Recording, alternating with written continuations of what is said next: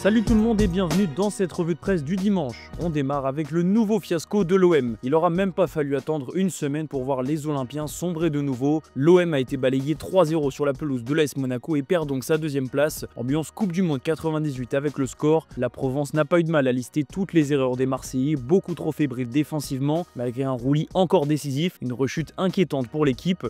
On avait vu de belles choses offensivement la semaine passée contre Toulouse. Hier c'était le néant. Luis Enrique, l'éternel nonchalant, a manqué l'immanquable et derrière l'OM a sombré comme trop souvent en 2025. Monaco en revanche a été chic, un succès de prestige, un Philippe Keun des grands soirs et un retour à la deuxième marche du podium. Même sans briller, Monaco n'a pas spécialement forcé pour faire tomber l'OM qui a trop de lacunes défensives. La course à la Ligue des Champions est relancée, surtout vu les résultats des autres concurrents. Strasbourg sort frustré du choc face à Nice avec l'égalisation à la dernière minute des Aiglons. Petit coup dur pour les Alsaciens qui avaient l'opportunité de recoller à la troisième place. Avant Nice, le LOSC a fait le job sur la pelouse de Toulouse. Une victoire timide mais une victoire qui vaut quand même 3 points. Ce soir, l'OL se déplace à Auxerre. Nemanja Matic pourrait être titulaire, mais son cas est quand même évoqué comme problématique. Son temps de jeu diminue en ce moment, ce qui en dit long sur son nouveau statut. Le Parisien nous propose ce dimanche un papier sur le potentiel ballon d'or Ousmane Dembélé. L'attaquant du PSG est dans la saison de sa vie. Il a l'opportunité de gagner la Ligue des Champions avec Paris, donc forcément son nom revient souvent dans la course au titre suprême. Direction l'Espagne où le Barça a ramené une victoire capitale de Leganés.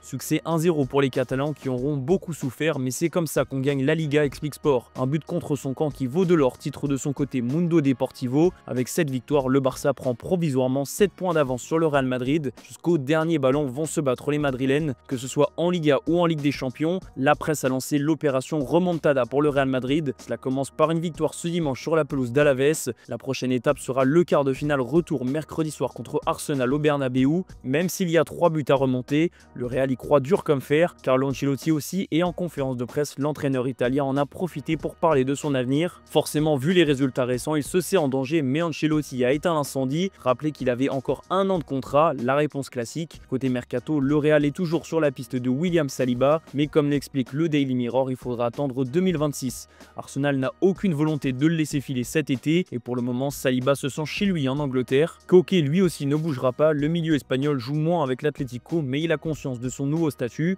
et devrait prolonger jusqu'en 2026 avec son club de toujours.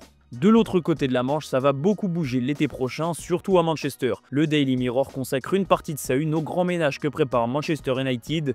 9 joueurs pourraient quitter le club l'été prochain pour un total de plus de 200 millions de livres, soit plus de 230 millions d'euros. Parmi eux, on retrouve Marcus Rashford, Casemiro, André Onana, Anthony, Jadon Sancho, Tyrell Malacia, Christian Eriksen, Kobbie Mainoo et Alejandro Garnacho. Les Red Devils sont prévus de faire partir ceux qui n'ont plus leur place pour offrir à Ruben Amorim un effectif compétitif. Kevin De Bruyne va quitter Manchester aussi, mais avant ça il brille une dernière fois en Première Ligue. Le Belge a permis à City de renverser Crystal Palace avec un but et une passe décisive. Bernardo Silva lui aussi vit peut-être ses derniers instants avec les Sky Blues. Benfica veut le faire revenir l'été prochain. Ça n'a pas empêché Bruno Lage de rester discret sur l'opération, en expliquant simplement que Bernardo était un symbole du club, mais qu'aucune discussion n'avait eu lieu pour le moment. 3 jours après la défaite au Parc des Princes, Aston Villa a déroulé contre Southampton. Succès 3-0, Oli Watkins a marqué et préparé de la meilleure des manières le match retour contre le PSG. En Allemagne, c'était jour de classiqueur et comme toujours, l'affiche du championnat n'a pas déçu. De partout entre le Bayern Munich et le Borussia Dortmund, un match à suspense qui n'a pas de conséquences pour le leader puisque Leverkusen a fait nul également. Ce classiqueur était le dernier de Thomas Müller qui était titulaire pour l'occasion. La légende allemande est forcément récompensée de son but contre l'Inter Milan cette semaine en Ligue des Champions. Müller partira en fin de saison